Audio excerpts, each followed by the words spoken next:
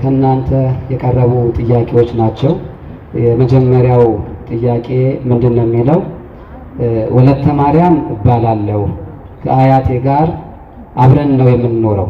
አያቴ በልጅነቴ በስርዓትና በፍቅር አንቀባራ ስላሳደገችኝ እኔም በተራዬ እየጦርኳት ነው።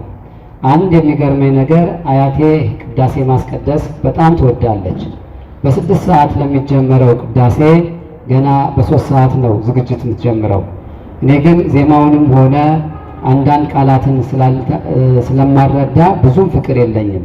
የኔ ጥያቄ ቅዳሴ ምንድነው? ቅዳሴ የማስቀደስ ጥቅሙ ምንድነው? በመጽሐፍ ቅዱስ ውስጥ በወልድ ያመነ የዘላለም ሕይወት አለው ነው የሚለው እንጂ ቅዳሴ በማስቀደስ የዘላለም ሕይወት ይገኛል የሚል የለም። ስለዚህ ከነገረ ድህነትና የዘላለም ሕይወትን ከማግኘት አንጻር የቅዳሴ አስፈላጊነቱ ምንድነው? በመጨረሻ እኔም እንደ አያቴ ቅዳሴ የማስቀደስ ፍቅር እንዲኖረኝ ምን ማድረግ ይጠበቅብኛል ይላል ጥያቄው። እንግዲህ ክቡር አባታችን መጀመሪያ ይህንን ጥራችንን ግብዣችንን አክብረው ምእመናኑን አክብረው ገዳሙንም እጅግ በጣም ስለሚወዱ በዚህ በምእመናን መካከል ተገኝተው ከነሱ የቀረበውን ጥያቄ ለመስጠት ስለመጡ በገዳማችን ስብከተ ወንጌል ክፍልና በአጥቢያችን ምእመናን ስም እጅግ በጣም አመሰግናለሁ። ያው እንግዲህ ይሄ ጥያቄ የመጣው አሁን እንደሰማችሁት የቅዳሴ ፍቅር ብዙ የለኝም ትናንት ጠያቂያችን አያቷ በጣም ይወዱ ናቸው። አሁን እንደሰማችሁት ለ6 ሰዓቱ ቅዳሴ ገና ከ3 ሰዓት ጀምሮ ነው የሚዘጋጁት ወደዚህ ለመምጣት ማለት ነው። እና ይሄ ፍቅራቸውን ጉጉታቸውን ነው የሚያሳየው። እኔ ግን ይሄ የለኝም። እንደውም ደግሞ እንግዲህ ቃላቱንም ስለማልረዳ የሚባለውንም ነገር ብዙ ስለማላቅ ይሄንን ነገር አላቅም እና ከነገረ ድህነት አንጻር ያለው ጥቅም ምንድነው?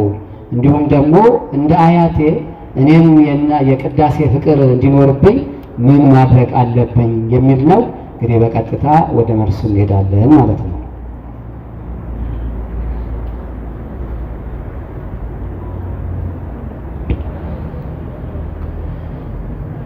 በስመ አብ ወወልድ ወመንፈስ ቅዱስ አሃዱ አምላክ ይትባረክ እግዚአብሔር አምላከ አበዊነ ስቡህኒ ውእቱ ለዓለም።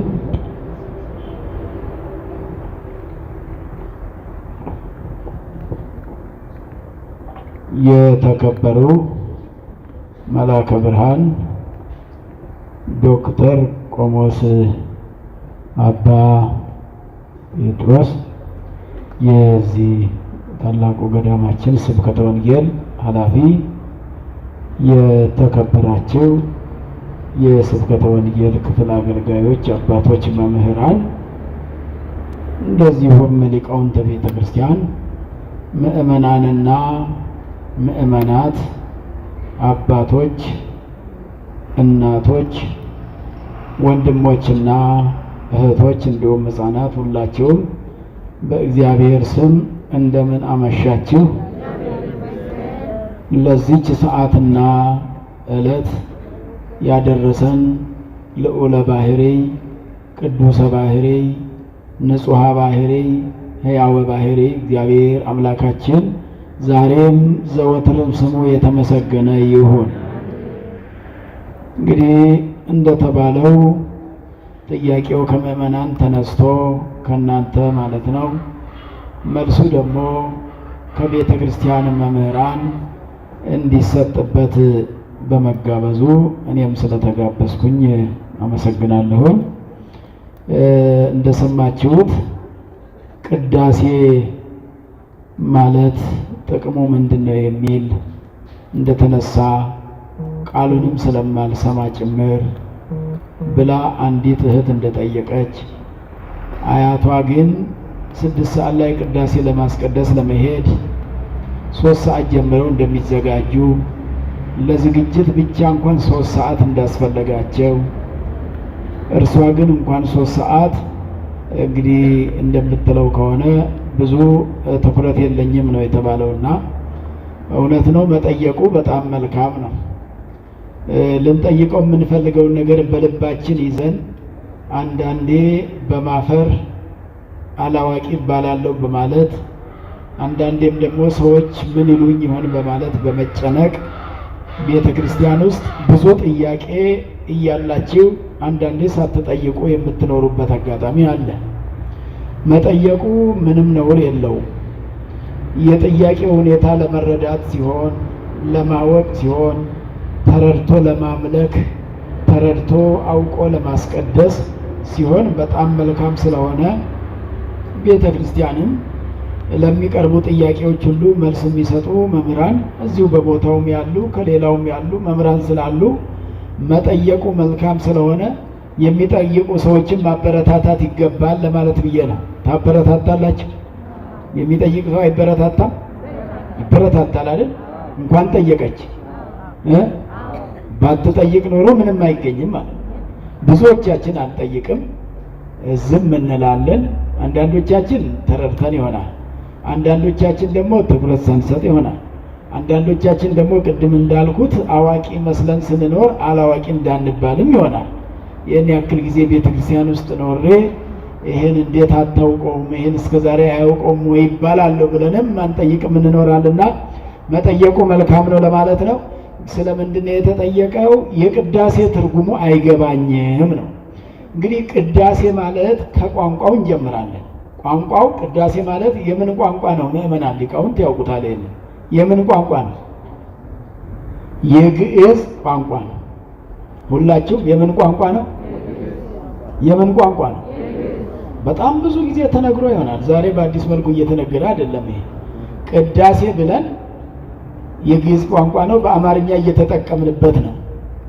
ብዙ የግዕዝ ቋንቋዎች በአማርኛም አገልግሎት ይሰጣሉ። አገራችን ኢትዮጵያ ቀደም ሲል በግዕዝ ቋንቋ የግዕዝ ቋንቋ ብሔራዊ ቋንቋ ስለነበረ ብዙዎቹ ቋንቋዎች ከግዕዝ ወደ አማርኛ ሳይተረጎሙ እያገለገሉ ይገኛሉ። ስለዚህ ቅዳሴ ማለት ግሱ ቀደሰ የሚል ግስ አለ። እስቲ ሁላችሁም ምዕመናን በሉት። ምን ይላል? ቀደሰ ማለት ቀደሰ ለማለት ነው። አመሰገነ ለማለት ነው። ቀደሰ፣ አመሰገነ፣ ባረከ፣ ለየ፣ አከበረ፣ ለእግዚአብሔር ገንዘብ አደረገ። የሚቀድስ ሰው የሚቀደስም ሰው፣ የሚቀድስ እግዚአብሔር የሚቀደስ ሰው። እንግዲህ ቅድስናን የሚሰጥ እግዚአብሔር ነውና ቅዳሴ ማለት እግዚአብሔር ሰውን የሚቀድስበት ማለት ነው። ምን ማለት ነው? ሰውን ማን ነው የሚቀድሰው? የሚቀደሰውስ ሰው እኛ። ቅዳሴ ማለት እኛ የምንቀደስበት ማለት ነው። ወደ ቤተ ክርስቲያን የተሰበሰብነው ምን ፈልገን ነው? ቅድስና ፈልገን ነው። ቅድስና ንጽህና ፈልገን ነው። ከርኩሰት ለመለየት ነው። ከርኩሰት ተለይተን ለመቀደስ ስለሆነ ዓለም ካረከሰ ቤተ ክርስቲያን ደግሞ ስለምትቀድስ እግዚአብሔር ስለሚቀድስ ለቅድስና ነው የምናስቀድሰው ማለት ነው። የምናስቀድሰው ለምንድን ነው? ለቅድስና ንጹህ ለመሆን ነው የምናስቀድሰው እንጂ ንጹህ ሆነን አይደለም። ንጹህ ለመሆን ንጹህ ሆነን ሳይሆን ንጹህ ለመሆን የምናስቀድስ ነን። ስለዚህ ፍትሐ ነገሥቱ ላይ ምዕራፍ 7 ላይ ምንድን ነው የሚለው? ለቀሲስ ሎቱ አሃዱ ስልጣን፣ ለካህን አንድ ስልጣን አለው ይላል። ምን ስልጣን አለው? ስንት ስልጣን አለው አለ? ማን ነው እሱ? ማን ነው? ማን ነው እሱ? ይሄ ቅዳሴ ገብቶ አሃዱ አብ የሚለው ካህን እኮ ነው። ለቀሲስ አሃዱ ስልጣን ይልና አልተሟላ ክርስትና ተጀመረ እንጂ አልተሟላ። እዚያ የሥላሴን ልጅነት አግኝቷል ክርስትና። የሚረጋገጥለት ግን የሥላሴ ልጅነት የሚረጋገጥለት ክርስቲያን ወደ ቤተ መቅደሱ መጥቶ ስጋውን ደሙን ሲቀበል ነው የሚረጋገጠው ማለት ነው። ደብዳቤ ትጽፋላችሁ አይደል? ደብዳቤ የሚጽፉ እነዚህ የኮምፒውተር ጸሐፊዎች አሉ፣ ጸሐፍት አሉ። ጸሐፍትና ፈሪሳውያን ማለት አይደለም። ጸሐፍት አሉና የሚጽፉት ከጻፉ በኋላ ደብዳቤው ተሟልቶ ተጽፎ ተካክሎ ከተቀመጠ በኋላ ካልተፈረመበት ዋጋ አለው? መጽሐፍ ግን ተጽፏል። ባለስልጣን አልፈረመበትም። የድርጅቱም ወይንም የገዳማችን የምስካየ ገዳም ማይተም የለበትም። ዋጋ አለው? የለው። እንደዚህ ሁሉ በ40 እና በ80 ቀን ክርስትና የተነሳ ሁሉ የሥላሴ ልጅነት የሚረጋገጥለት ቤተ እግዚአብሔር ገብቶ ቤተ መቅደሱ ውስጥ ሥጋውን ደሙን ሲቀበል ነውና ማቁረብ ማለት እሱ ነው። ካህኑ እሱን ነው የሚያደርገው።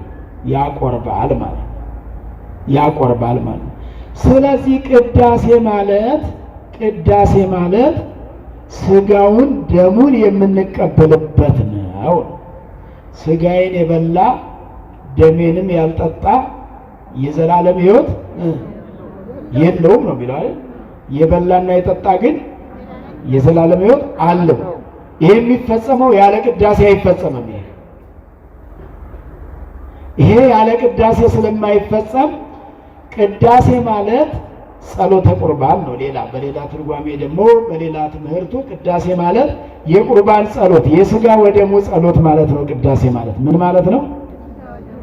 የሥጋ በሉ ምእመናን ወደሙ ጸሎት። ቅዳሴ ማለት በሉ የሥጋ ወደሙ ጸሎት ነው። ሥጋ ወደሙ እኮ የክርስቶስ ሥጋና ደም የሚሆነው ሲቀደስበት ነው፣ ወይንም ሲጸለይበት ነው። ተጸልዮበት ነው። ካህናት አባቶቻችን ገብተው አሃዱ አብ ብለው ጀምረው መጨረሻ ላይ እግዚኦታ ብለው ሥጋውን ደሙን አቀብለው አሜን ተብሎ እስኪጠናቀቅ ድረስ ያለው በሥጋ ወደሙ የተጸለየ ነው። ሥጋ ወደሙ ላይ ለምን ይጸለያል? ህብስቱ ተለውጦ ሥጋ አምላክ እንዲሆን ነው የሚጸለይበት። ወይኑ ተለውጦ ደመ አምላክ ደመ ወልድ አምላክ እንዲሆን ነው የሚጸለይበት። ሲጸለይበት በቅዳሴው ጸሎት ካህኑ በሚቀድሰው ቅዳሴ ህብስቱ ተለውጦ ቅዱስ አትናቴዎስ እንዳለው ሥጋ ወልድ አምላክ ይሆናል። ወይኑ ተለውጦ ደመ ወልድ አምላክ ይሆናል። ደመ ወልድ አምላክ የአምላክ ሥጋና ደም ስለሚሆን ማለት ነው። ሥጋ ወደሙ የሚታደለው እንግዲህ ወደ ዘላለም ሕይወት ብሎ ቅድም ዶክተር ሲናገሩ የነበረው ወደ ዘላለም ሕይወት መድረስ ነው የሚያስፈልገው እንጂ ቅዳሴ ምንድን ነው የሚል ነበር አይደል? እንደው በመካከሉ የሰማ ነው። የዘላለም ሕይወት ቅዳሴ ሆኖ ራሱ የቱ ነው የዘላለም ሕይወት? ቅዳሴው። በሌላ መልኩ ደግሞ ቅዳሴ መጽሐፍ ቅዱስ ነው። ከመጽሐፍ ቅዱስ የተገኘ ጸሎት ነው የሚጸለዩ። ተመርጠው የገቡት ለምሳሌ አሐዱ አብ ተብሎ ሲቀደስ ካህኑ እጃቸውን ዘርግተው እንግዲህ በሰፊያ እድ ነው የሚጸልዩት። አሐዱ አብ ቅዱስ፣ አሐዱ ወልድ ቅዱስ እያሉ የሚጸልዩት አብ ቅዱስ ነው፣ ልዩ ነው፣ ወልድም ልዩ ነው፣ መንፈስ ቅዱስም ልዩ ነው የሚሉት የዮሐንስ ወንጌል ምዕራፍ 10 ቁጥር 30 ላይ ስታነቡት እኔና አብ አንድ ነን ነው የሚለው። እኔና አብ አንድ ነን ብሎ ምስጢረ ሥላሴ የሚነገርበት መጽሐፍ ቅዱስ የሚነገርበት የቅዳሴው ጸሎት የተገኘው ከመጽሐፍ ቅዱስ ከብሉይ ኪዳን ከአዲስ ኪዳን ተውጣጥተው የመጡ ናቸውና ቅዳሴ መጽሐፍ ቅዱስ ነው ብለው የተረጎሙ አባቶችም አሉና ቅዳሴ መጽሐፍ ቅዱስ ነው፣ መጽሐፍ ቅዱስም ቅዳሴ ነው። በሌላ መልኩ ማህሌት መጽሐፍ ቅዱስ ነው፣ መጽሐፍ ቅዱስ ማህሌትም ነው። ቤተ ክርስቲያናችን በመጽሐፍ ቅዱሱ መጸለይ ትችላለች ማለት ነው። ብዙዎች መጽሐፍ ቅዱስን በዚህ መልክ ለቅዳሴ ለሥጋ ወደሙ መለወጫ አይጠቀሙበትም። ይሄ ተቀናብሮ ተስተካክሎ ዜማው ግዕዝ፣ አራራይ፣ እዝል ተብሎ ሕግ ጠብቆ የሚዜምባት ቤተክርስቲያን እቺን ቤተክርስቲያን የሰጠን እግዚአብሔር የተመሰገነ ይሁን። ቤተክርስቲያኒቱ ታላቅ ናት። ምንም እንደ ውቅያኖስ ቢጨለፍ ያላት ሀብት ያላት እውቀት የሚያልቅ አይደለም። ብዙ ነው በጣም። የትኛውም ሊቅ ተርጉሞ አመስጥሮ ጨርሶ አልሄደም፣ ጀምሮ የሄደ ነው አላልቅ ስለሚል ማለት ነው። ስለዚህ ቅዳሴ ማለት ሥጋ ወደሙ የሚለወጥበት ስለሆነ የዘላለም ሕይወት የምናገኝበት ነውና በሌላ መልኩ ደግሞ መጽሐፈ ፈውስ የሚባል ምዕራፍ 10 ቁጥር 3 ላይ አለ። እዚያ ትልቅ መጽሐፍ ነው፣ የብዙ ጊዜ አይታወቅም። እዚያ ላይ የሚለው ቀድሱ ኩሎ አብያተ ክርስቲያናት ዘሐነጽክምዎሙ ወቅቡ ቅብአ ሜሮን ይላል። እነዚህ ያነጻቸውን ቤተ ክርስቲያኖች ሁሉ ለዩአቸው፣ ቀድሷቸው፣ አክብሯቸው። ቅዳሴ ማለት መለያም ነው። ቅድም እንደነገርኳችሁ ሁሉ የእግዚአብሔር ገንዘብ የምንሆንበት ነው። ቅዳሴ ማለት ምን ማለት ነው? ምንን የምንሆንበት ነው? የእግዚአብሔር ገንዘብ፣ ሰው የእግዚአብሔር ገንዘብ የሚሆንበት ነው ማለት ነው ቅዳሴ ማለት። ስለዚህ ቅዳሴ ማለት ቅድስና የሚሰጥበት ስለሆነ ትርጉሙ ቅድስና መስጫ ነው። ትርጉሙም አይገባኝም የሚል ሰው ምናልባት ዜማው ግዕዙ መጽሐፍ ቅዱሱ በግዕዝ ስለሆነ አንዳንዴ በአማርኛም ይተረጉማል። በይበልጥ ምስካየ ኅዙናን በዚህ አይታማም። አብዛኛው ለምዕመናን ሊቀርብ በሚችል መልኩ ነው። ግብረ ድቁና ያሉ የዲያቆኑ ሁሉ ዜማ አብዛኛው ወደ ዜማ ወደ አማርኛ ሆኖ ሰው እንዲረዳው እንዲተረጉመው ሌላ አስተማሪ ሳያስፈልገው እየተረዳ እንዲያስቀድስ የሚደረግበት ታላቅ ገዳም ስለሆነ ብዙም ትርጉሙ አይገባኝም ሊባል አይችልምና እንዲገባን ደግሞ ማድረግ ያስፈልጋል ማለት ነው። እንዲገባን ደግሞ ማድረግ የሚያስፈልገው ትኩረት ሰጥቶ መስማት፣ ትኩረት ሰጥቶ መረዳት ያስፈልጋል። በሌላ ስፍራ ይህን በተመለከተ ግን እኔ አንድ ጊዜ እንዲህ አይነት ጥያቄ እዚያ አዳማ የገጠመኝ ቅዳሴ ብዙም አይገባኝም የምትል እህት እኔም አንድ ጊዜ አጋጥሞኝ ነበር። ነገር ግን ሰማያዊ እውቀትና ሰማያዊ ሀብት እግዚአብሔር ለሰው ልጅ የሰጠው ነው ብዬ አምኜ ሰማለሁ። ቋንቋውን ባልረዳውም ይሄ ሰማያዊ እውቀት ለሰው ልጅ እግዚአብሔር ከሰማይ የሰጠው ነው የሚል እምነቱ ስላለኝ ሳልጠግበው ነው ተቀድሶ የሚያልቀው የምትል እህት አንድ ወቅት አጋጥሞኝ ትዝ ብሎኛል።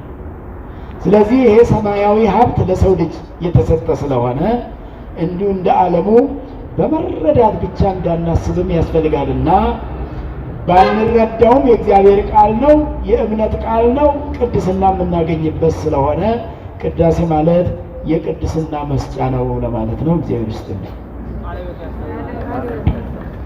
ቃላት ያሰማል።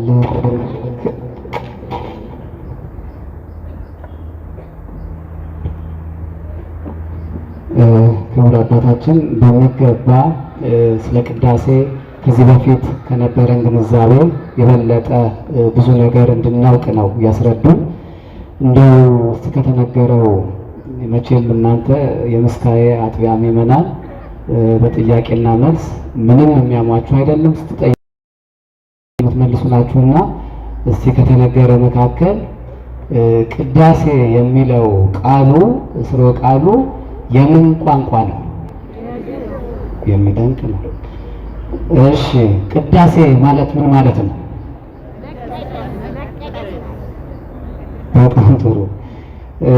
ቅዳሴ ጸሎት ነው ተብሏል። አያችሁ፣ አሁን አባታችን ሲያስተምሩ በደንብ ከሰማችሁ ቅዳሴ ምንድን ነው? ጸሎት ነው።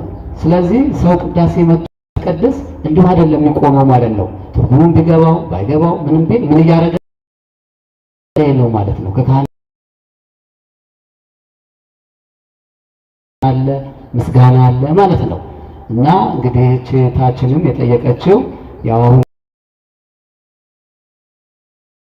መጥቶ መማር፣ ዜማውን መማር፣ መከታተል፣ ማዳመጥ ያ ሲሆን የእግዚአብሔርን ጸጋ ያድራል። እንደገና ደግሞ ለቅዳሴውን ፍቅር ይኖረናል። በዋናነት ደግሞ ቅዳሴው ነገረ ድህነት ያስገኛል የተባለው በምንድን ነው? ቅዳሴው መካከል ነው አይደል? ስጋው ደግሞ ይፈተተው ቅዳሴ ለስጋው ደግሞ ይፈተታል እንዴ? በየቤቱ ይደረጋል? አይደረግም። ስለዚህ ዋናው ስጋዬን የበላ ዘላለም ሕይወት ያገኛል።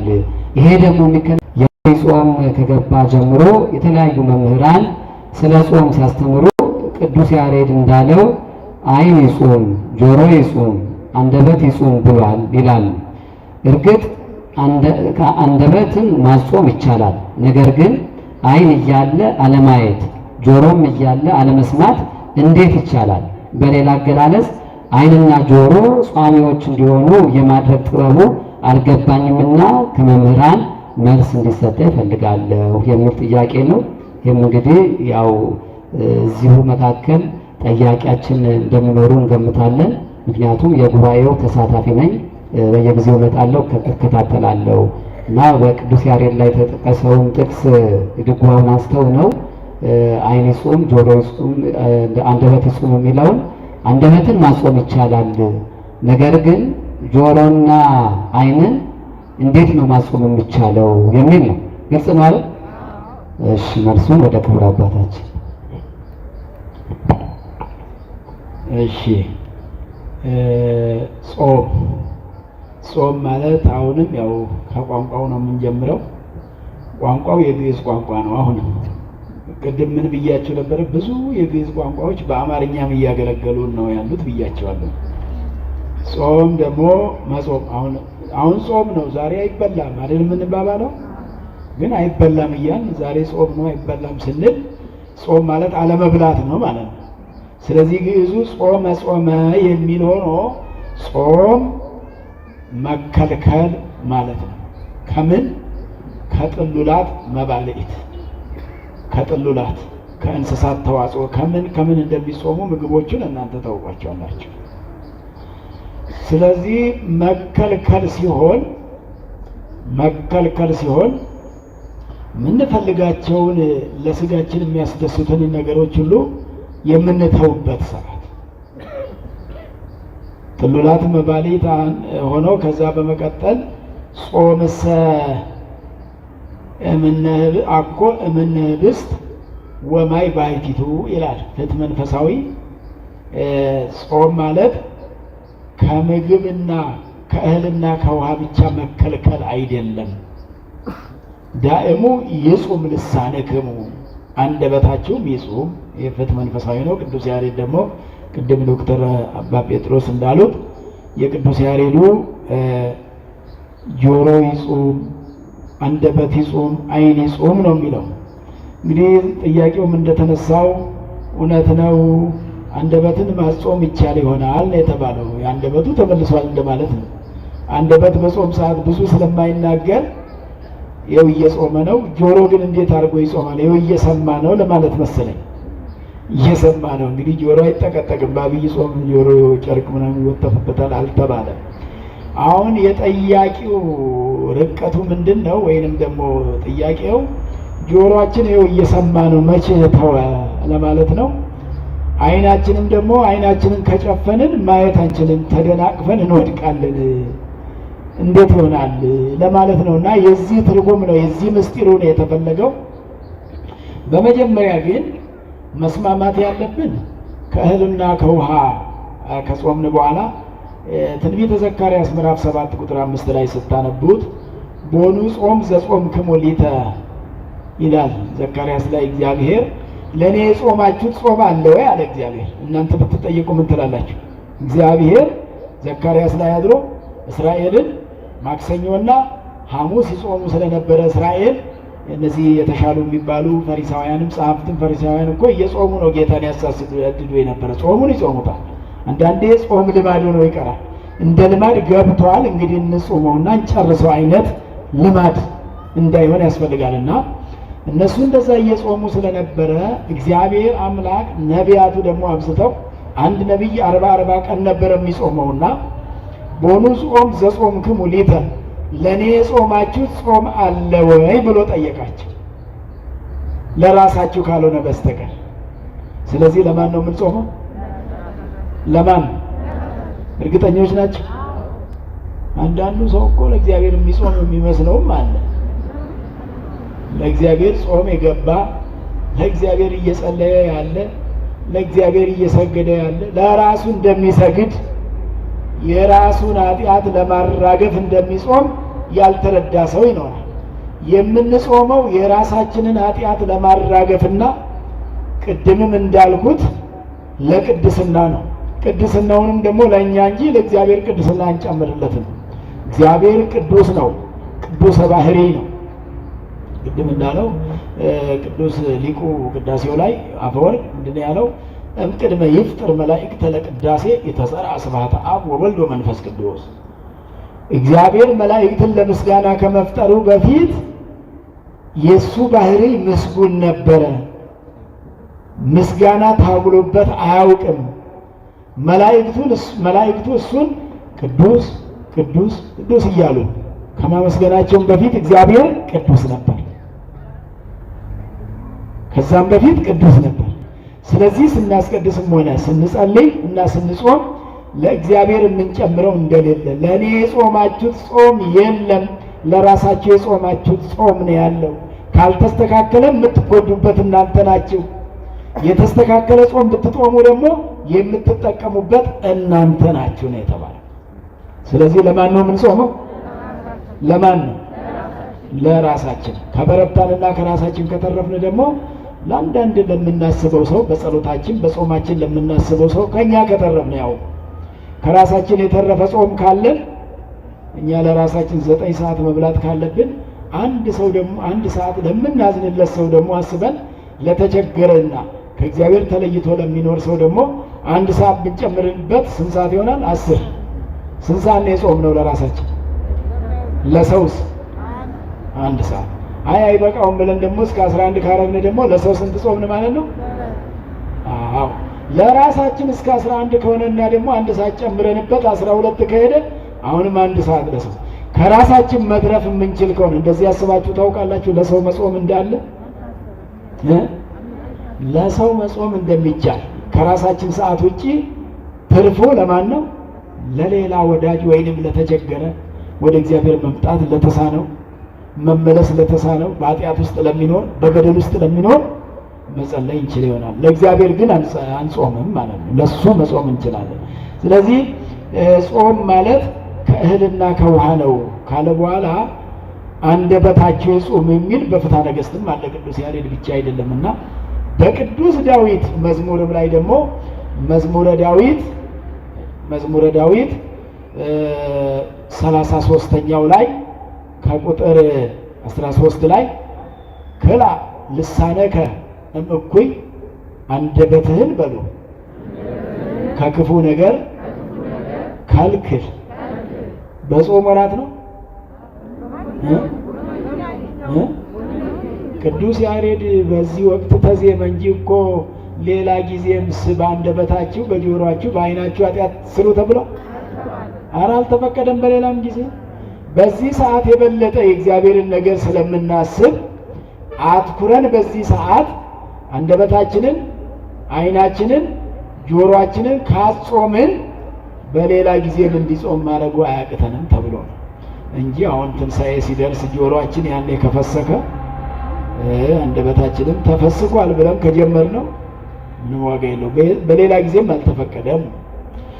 ስለዚህ የጾምና የጆሮና የዓይን ጾም አለ ነው። የምን ጾም አለ? የጆሮና የዓይን ጾም አለ። የልሳን የአንደበት ላይ ተነግሯል።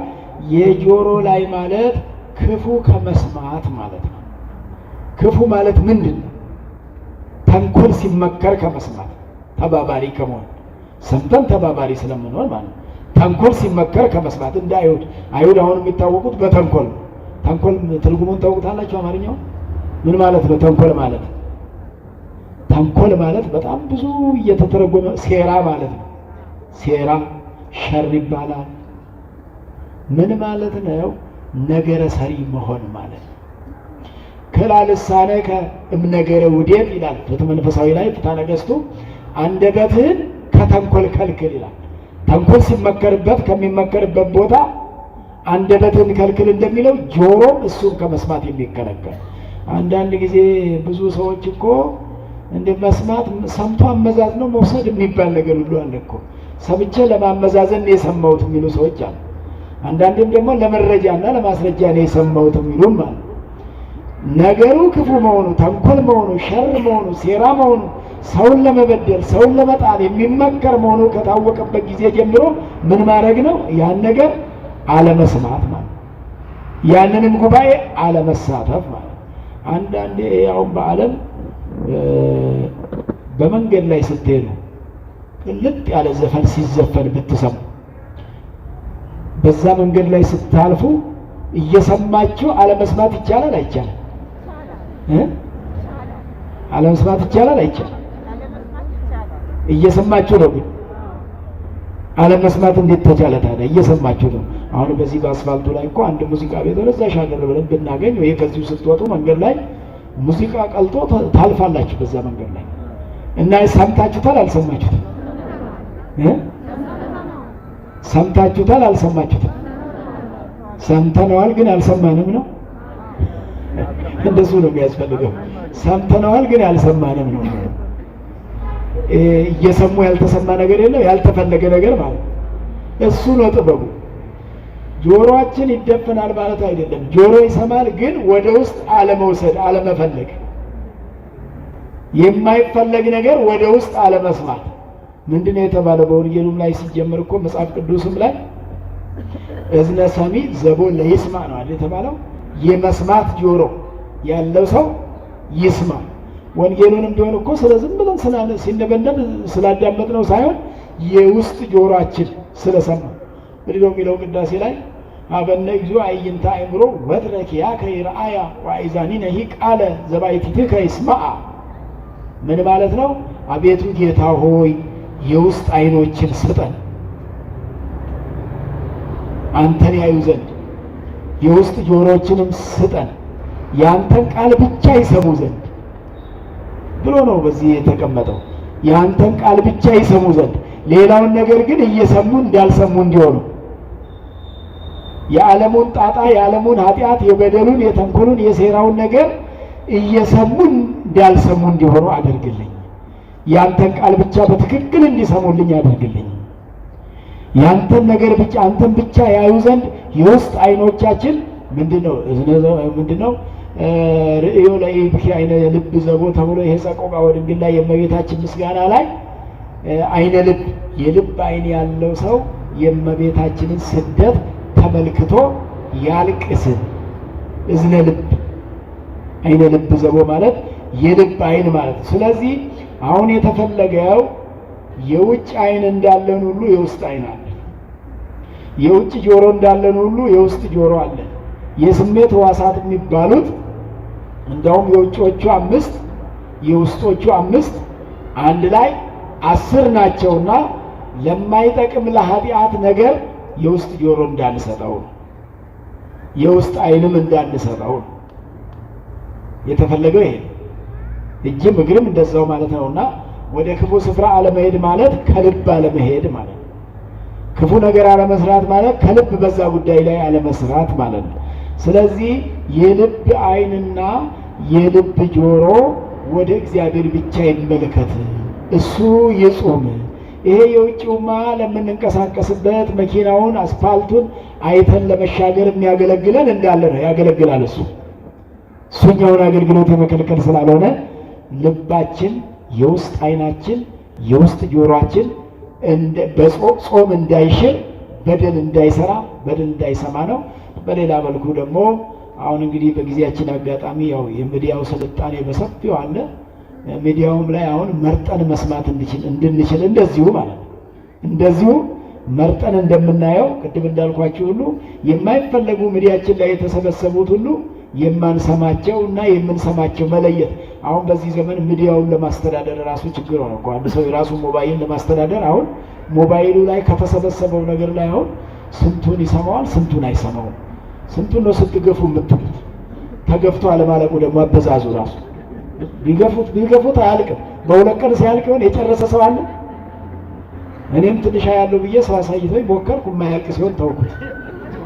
የማያልቅ ነገር ላይ እኔ ምን አደከመኝ ብዬ ትቼዋለሁ። ስለዚህ ይሄ እንግዲህ የእኛ ችግር ነው፣ እኛ ላይ ያለ ጉዳይ ነው። አያችሁ፣ እኛን ከእግዚአብሔር መንገድ እንዳያወጣን የምንከታተል ትልልቁ ሰው ሁሉ መነጽር እየገዛ ተያይዞታል። አሁን ግዴታ እሱ ላይ ነው። ሰዎች አሁን አብረው ሰው ከሰው ጋር ከ5 ደቂቃ በላይ አያወራም። በአሁኑ ሰው ቤትም እንግድነት ሄዳችሁ ቶሎ ወጣ ታደርጉ የለ የቤቱም ሰው ያወጣል፣ የውጭውም ሰው ያወጣ። ያም የቤቱም ሰውዬ እኮ ትንሽ እንዳጫወተ እሱም ያወጣል። እዛ ሰው ለመጠየቅ ሄዶ ሰው ቤት ሰውየውም አውጥቷል ሞባይል አይል፣ የቤቱም ሰው አውጥቷል። ሁለቱም ሞባይላቸው ላይ ቁጭ ብለዋል። ወዲያው ትተው የሚበሉትን እንደበሉ ወዲያው። ሌላ እንደ ድሮ ጊዜ ድሮኛ በልጅነታችን እንዲናረግ እንድንሰራ ነበር ኤሌመንተሪ ስንባል ሃይስኩል ስንማር ብሎ የሚጨዋወተው ነገር ቀርቷል እኮ። ወስዶናል፣ እንዳለ ይዞን ሄዷል። ስለዚህ ይሄንን ከዚህ ራሱ የዚህ ጾም እንዴት አድርጎ እንደሚጾም ይሄን እናንተም እንድትመክሩበት ያስፈልጋል። አሁን ጾም ነው። መልካም ነገር ብቻ ሞባይላችን ላይ ያለው ደግሞ ክፋቱ ደህና ደህናው ቶሎ አይመጣም። ሌላው ነው በጣም የሚበዛው፣ ይህ ዘለፋው፣ ትችቱ።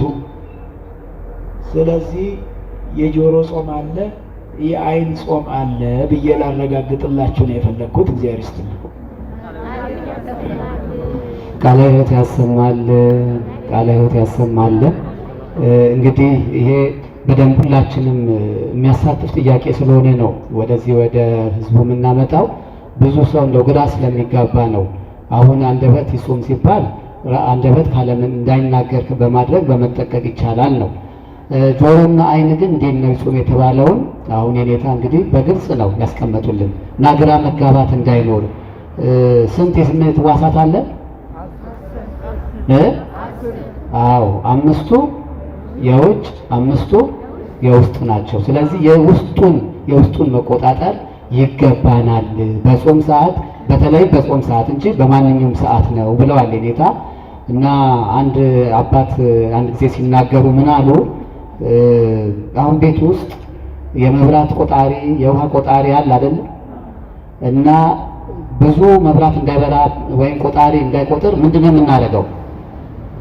መብራቱን ቶሎ እናጠፋለን አይደል? እንደው ሳይመሽ እንደው በቃ ቶሎ እንዳይቆጥር እየተባለ ልክ እንደዚሁ አይናችን ላይ ወይ ጆሮአችን ላይ ቆጣሪ ቢገጠም የምንሰማው እየመረጥን ነበር ማለት ነው አይደል? ብዙ እንዳይመጣ የምናየው ብዙ አላስፈላጊ የሆኑ ነገሮች እንዳናይ የተወሰነውን ነገር እናይ ነበረ። ነገር ግን አሁን ምንም ቆጣሪም ስለሌለው ሁሉንም እንሰማለን፣ ሁሉንም እናያለን፣ ሁሉም ደግሞ ችግር ይዞ ይመጣል። እና ዋናው መልእክቱ በዚህ በጾማችን ወቅት በተቻለ የውስጣችን አይኖች፣ የውስጣችን ጆሮዎች፣ የውስጣችን ደግሞ ውስጣችንን አንደበታችንን ሁሉ ልንጠብቅ ያስፈልጋል። የሚጾመው አፍ ሆድ ብቻ አይደለም የሚለውን ነው በደንብ እንድታሰምሩበት ነው። ከዚህ በተጨማሪ ያስተላለፉን መልእክት የምናያቸው በሚዲያው ላይ ያሉት የተለያዩ እነዚህ ሶሻል ሚዲያ ላይ ያሉት እነሱንም መምረጥ ያስፈልጋል። እና አንዳንዱ ስድብ ያስተምራል፣ መጥፎ ነገርን ያስተምራል እና ትምህርት ያለበትን መንፈሳዊ መልእክት ያለበትን እንምረጥ ማለት ነው። በዚህ አጋጣሚ ክቡር አባታችን በዚሁ ማህቶት ነው ንጉስ የሚል ሚዲያ አለ። በዛ ላይ በየሳምንቱ በየጊዜው የበዓላቱን እንደገና የሰንበቱን ትምህርት በደንብ ያስተምራል እና ንጉስ የሚል የዩቲዩብ ሚዲያ አለ። በዛ ላይም ትምህርታቸውን መከታተል ትችላላችሁ ለማለት ነው። ወደ መጨረሻው ጥያቄ ነው የምንሄደው። ሶስተኛ ጥያቄ ነው። ምን ይላል? የኦርቶዶክስ እምነት ተከታይ ነኝ ወይም የቤተ ክርስቲያኗ ልጅ ነኝ። ብዙ ጊዜ በቤተ ክርስቲያን ብመላለስም አሁን ድረስ የማይገቡኝ ነገሮች አሉ። ለምሳሌ ቅዳሴ ተቀድሶ ምዕመናኑን ከማሰናበታቸው በፊት ከካህናቱ መካከል ወይም አንድ ዲያቆን በእጁ ጧፍ ይዞ ለሁሉም ካህናት የሚላቸው ነገር አለ። ምን እንደሆነ አይገባኝም። በተጨማሪ በተለያዩ የበዓላት ዝግጅት ላይ ከካህናቱ መካከል አንዱ ተነስቶ የሆነ ነገር ሲል ሰው ሁሉ ያመሰግናል፣ ያጨበጭባል፣ ደስ ይለዋል። ለምን እንደሆነ አይገባኝም ነበረ። በኋላ ግን አንድ ሰው ስጠይቅ ቅኔ እየተቀኘ ነው አሉኝ። የኔ ጥያቄ ቅኔ ምንድን ነው? በቤተ ክርስቲያን ውስጥ ለአገልግሎት ያለው ጥቅም ምንድን ነው? ይቅርታ ይደረግልኝ፣ ምንም ስለማላውቅ ነው ይህን ጥያቄ ያቀረብኩት ይላሉ ጠያቂያችን። እንግዲህ ይሄ ጥያቄ በእርግጥ ከተጠየቀ ቆየት ብሎ ነበረ። ነገር ግን በተለይም የቅኔ ምንድን ነው፣ በቤተክርስቲያን ውስጥ ቅኔ ለምን ያስፈልጋል የሚለው ነገር በቀጥታ የኔታን የሚመለከት ነው። ምክንያቱም እሳቸው ለረጅም ዓመታት በቅኔ መምህርነት አሁንም ድረስ እያስተማሩ ያሉ፣ እኛም ራሱ ከእርሳቸው ነው ቅኔን የተማርነው የተቀኘነው እና ይሄንን ትርጉም በደንብ ስለሚነግሩን በቀጥታ ወደ የኔታ። እሺ፣ ቅኔ የሚለው የግዕዝ ቋንቋ ነው። እሱም እንደዛው ቅድም እንዳልኳቸው ተቀኔ፣ ተቀኘ፣ ለእግዚአብሔር ተገዛ ማለት ነው። እንደውም አጋጣሚ የዛሬ ሳምንት ባለፈው ሰምታችሁ ከሆነ የሌሊቱን ምስጋና መዝሙር ተቀነዩ ለእግዚአብሔር በፍርሃት ይል ነበር። ጠዋት ላይም ደግሞ ምስባኩ ሲሰበክ መዝሙረ ዳዊት ላይ ያለው ተቀነዩ ለእግዚአብሔር በፍርሃት ወታሐሳዩ ሎቱ በረአድ ተብሎ ይነገር ነበረ፣ ተነግሮ ነበር የዛሬ ሳምንት የዘወረደ ዕለትና። ስለዚህ ቅኔ ማለት ለእግዚአብሔር መገዛት ማለት ነው። ለእግዚአብሔር መገዛት የሚቀርበውም ለእግዚአብሔር ነው። ለሰው የሚቀርብበት ጊዜ አንዳንድ ጊዜ ይሰማልና እግዚአብሔር ያደረበትን ሰው እግዚአብሔር አድሮበት ስራ ሰርቷል ለማለት ሲፈለግ ብቻ ነው እንጂ ለግለሰብ የግል ማሞገሻ መሆን አይችልም። እግዚአብሔር ካደረበትና ከሰራበት እግዚአብሔር የሰራበትን ነገር ለመግለጽ ነው። በሌላ መልኩ ደግሞ ሰምና ወርቅ ያለው ሰምም ወርቅም በውስጡ አለው። ጠቀሜታው ለቤተ ክርስቲያን ማህሌት የሚባለው ላይ ከነስሙም ቅኔ ማህሌት ነው የሚባለውና ማህሌቱ መካከል ራሱን የቻለ ምስጋና አለው። በሌላ መልኩ ቋንቋም ነው። የግዕዝ ቋንቋ ሲጠና በሱ ነው የሚጠናው። ከዚያ መጻሕፍተ ብሉያት አዲሳትም የሚመረመሩት የመጻሕፍት መመርመሪያ መጻሕፍት መክፈቻ ቁልፍ ነው። መጻሕፍት የሚከፈቱበት ነው። እርሱ ተይዞ እንግዲህ ቅኔ የያዘ ሰው ወደ መጻሕፍቱ ሲሄድ ብርሃን እያየ ነው የሚሄደው። ያለበለዚያ መጻሕፍቱን ለማየት የተወሰነ ነገር ሊደክም ይችላል። ይህም ከያዘ በቀላሉ ብርሃን እየሆነለት ይሄዳል ለማለት ነውና በሌላ ለእግዚአብሔር መገዛት ሲባል ምንድነው የተባለው? በማቴዎስ ወንጌል ምዕራፍ 6 ቁጥር 24 ላይ የትክሉ ተቀንዮ ለእግዚአብሔር ወለንዋይ፣ ለእግዚአብሔርና ለገንዘብ መገዛት አትችሉም ተብሎ የተነገረ ላይ መገዛት አለ ማለት ነው።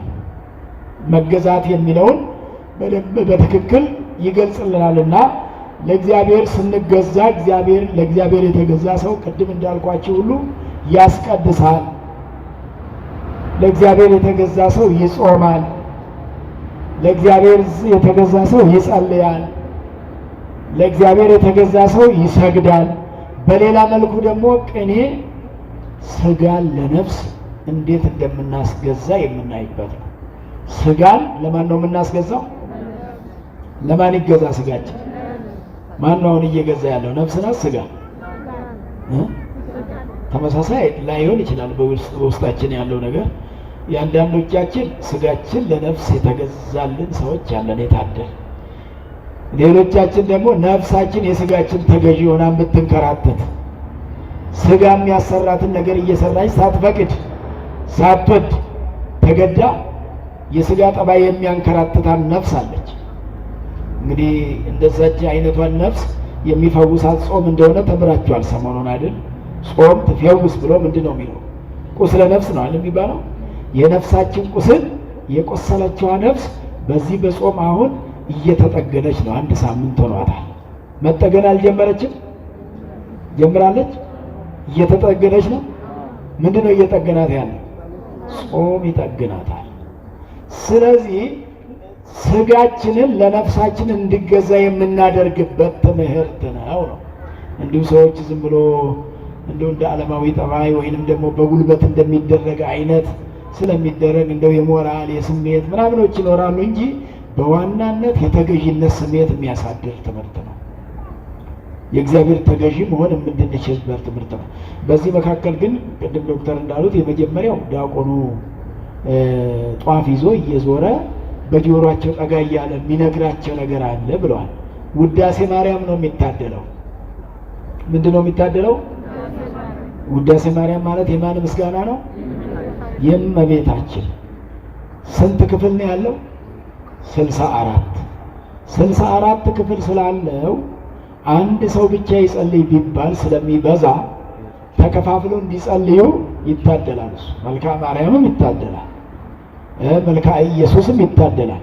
በተራ ያን ተማረው የቃል ትምህርት እሱን እንግዲህ ውዳሴ ማርያም በቃል ሳያጠና ድቁና በቃል ማን ነው ይሄ መልክአ ማርያምና መልክአ ኢየሱስም በቃል ሳያጠና ድቁና የማይሰጠው ለዚህ ነው። ይሄ ሲታደል እንዳይቸገር ነው። ይሄ ሲታደል መጸለይ እንዲችል ነው። በቃል የሚጸለይ ነገር ይበዛል ቤተክርስቲያን ላይ።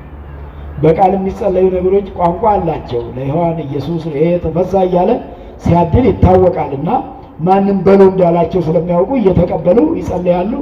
አንዱን ጸልየው እስኪጨርሱ ደግሞ ዞሮ ለሌላ አድሎ ደግሞ መልሶ ይመጣል። ካላለቀ እየዞረ ይሰጣል ድጋሚ። 2ም 3ም ሊዞር ይችላል ካላለቀ ውዳሴ ማርያም።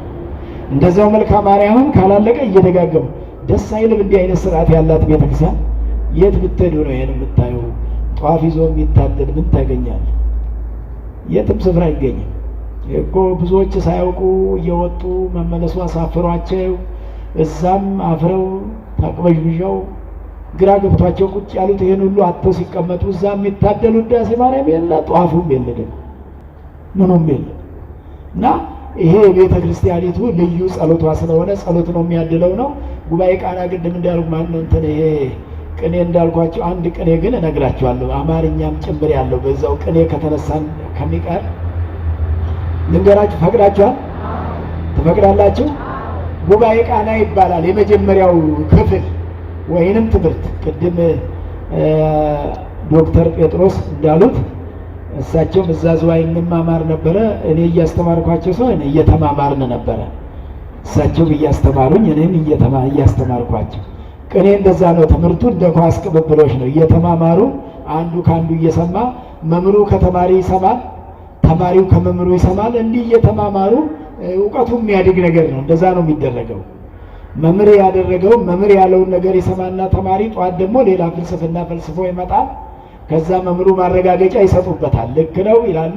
ልክ ያለውን ደግሞ አርመው የሆነ ነገር አስተካክለው ይሄዳሉ። በኋላ ተማሪና መምህር የሚባለው እኩል ይሆናሉ። እንደዚህ ይሆናል ማለት ነው።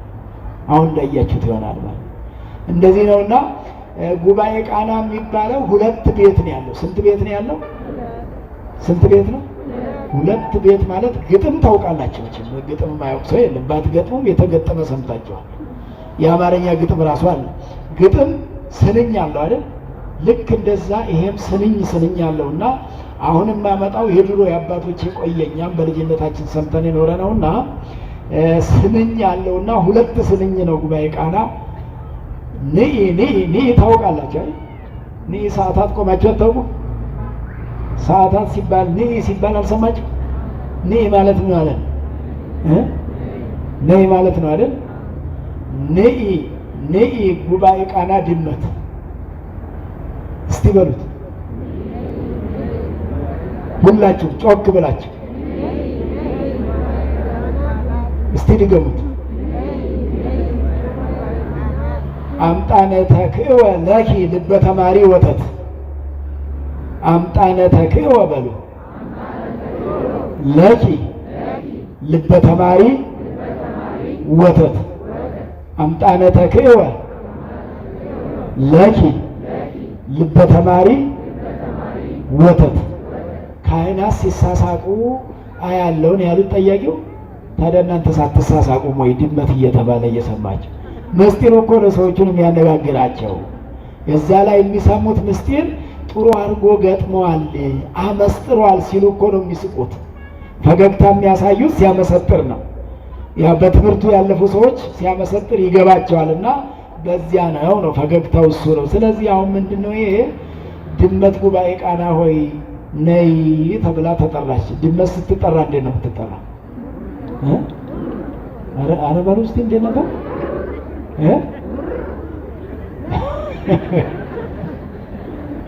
በደንብ ጥሯት እስቲ።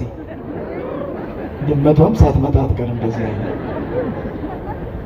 ተማሪ ጉባኤ ቃናውን ለማግኘት ጫካ ገብቶ ሲጣጣር ነው ይሄ የተነገረውና ብዙ ጥረት አድርጎ ነው የሚያገኘው። አሁን እናንተስ እንደው ዛሬ ጀምራችሁ እንደውም ልታውቁት ነው መሰለኝ። በዚሁ የቅኔ ጉባኤ እንዳታረጉት የጥያቄና መልሱን እንጂ እና ተማሪ ጉባኤ ቃና ለመግጠም ሁለቷን ቤት ለመግጠም በጣም ስለሚጨነቅ ልቡ ውልቅ ስለሚል ምን ተባለ? ድመት ጉባኤ ቃና ወይ ነይ ተባለች። በዜማ ነው እየተጠራች ያለችው። ምን ነው ያ የተማሪ ልብ ወተት ፈሶልሻልና ገላይ አይደል የሚቀዳላት? ገጠር ያደጋችሁ ታውቁ ይሆናል። ሰበር ያለች ገላይ ድመቷ ምንድን ያለች? 50 ታለ በ60 ምን ብላለች? እኔ በገሌን ያለችው እንደውም ያሳዝን ነው። በሳፋ አይሰጧትም የፈለገ ቢሆን 60 አልበው እኮ ነው በገል የተሸረፈ ፈልገው። ያው ከተሸረፈው ትንሹን ፈልገው። ትልቅ እኮ ይሄ የስራ ስንጣቂ ምናምን ቢሆን እሱ እንደውም ትልቅ ነው። የማሰሮ ምናምን ነው የሚያደርጉት። እንደው ድመት ታሳዝናለች። ይሄን ማለቷ ግን ብላ አይሆን ብላለች። በሷ ተመስሎ ሌላ እየተነገረባት ነው እንጂ ያው ዞሮ ሳትል አትቀርም ማዘኗ ስለማይቀር። ስለዚህ ድመት ወይ ጉባኤ ቃና ድመት ወይ ነይ፣ የተማሪ ልብ ወተት ልቡ ፈሶልሻል። ልቡ ፈሰሰ ተማሪው ቅኔውን ማግኘት አቅቶት ማለት ነው። እንግዲህ እነ ዶክተር እንደሚያውቁት ሁሉ ጉባኤ ቃና ፍለጋ ብዙ ያደክማልና ልብ ውልቅ ካለ መከራ ከታየ በኋላ ነው የምትገኘው። ምክንያቱም ግጥሙ አልገጥም ይላል። ግዕዙ ተፈልጎ ነው፣ አማርኛው ተፈልጎ ነው፣ ምስጢሩ ተፈልጎ ነው፣ ዜማ ልኩ ተጠብቆ ነው፣ መጽሐፍ እንዳይዛባ ተጠብቆ ነው፣ ዶግማ እንዳይፋለስ እምነት እንዳይፋለስ ተጠብቆ ነው። ይሄን ሁሉ ሲጠብቅ ልቡ ፍስስ ብሏልና አረ ጉባኤ ቃና ወይ ነይለት፣ ለዚህ ለተማሪ ድረሽለት ነው። ለዚህ ነው ድመት ተብሎ የተመሰለውና ስለዚህ በእንደዚህ አይነት እየተመሰጠረ የሊቃውንት መነጋገሪያና እግዚአብሔርን ማመስገኛ ነው ለማለት ነው። እንግዲህ ያው መጨረሻው ነው ይመስለኛል። እንግዲህ እንደተነገረው ሁሉ በእውነቱ ይሄንን በዚህ መልክ አዘጋጅቶ ስብከተ ወንጌል ክፍሉ ይሄንን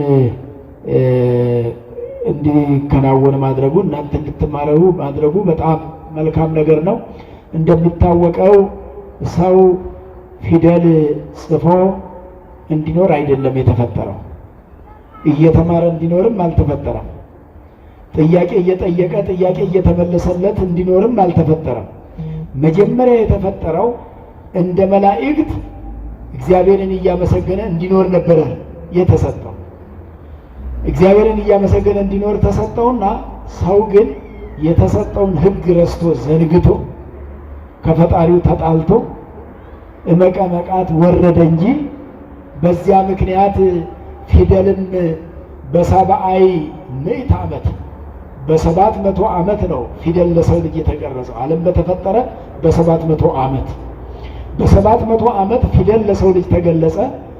በማን ትውልድ? በሶስተኛው ትውልድ ሄኖስ በሚባለው ከአዳም ጀምሮ ሶስተኛ በሆነ ትውልድ ፊደል ለሰው ልጅ ተገለጸ። ከዚያ በኋላ ሰው ከኃጢአቱ የተነሳ እንደገና እንዲማር የተማረውም የሚጠፋው ሆነ። ጽሑፉ ሁሉ የተፈጠረው አሁን እየተማርንበት እየኖርንበት ያለ ነገር ሁሉ ከበደልና ከኃጢአት ከስህተት በኋላ የተገኘ እንጂ ሰው ሲፈጠር በመጽሐፍ እንዲደገፍ መሬት ውስጥ እንዲወተፍ እንዲቀበር እንዲፈርስ እንዲበሰብስ አልተፈጠረም። እንዲሞትም አልተፈጠረም። ላይሞት ነበር የተፈጠረው። ራሱን ለሞት አበቃ። በዛ ምክንያት እግዚአብሔር እንደሞተ ይቅር ሳይለው እንደሞተ እንዲቀር ያልፈለገ አምላክ ለሰው ልጅ ብሎ ከሰማየ ሰማያት ወርዶ ከድንግል ማርያም ተወልዶ ሰው ሆኖ እኛ የምንቀበለውን መከራ እሱ ተቀብሎ በዚህ ምድርም ላይ 33 ዓመት ከ3 ዓመት ኖሮ በመጨረሻው ሰዓት በመስቀል ላይ ተሰቅሎ ስጋውን ቆርሶ ደሙን አፍሶ ሰጠንና እንደገና ሰው ያልነበርነውን ሰው አደረገን።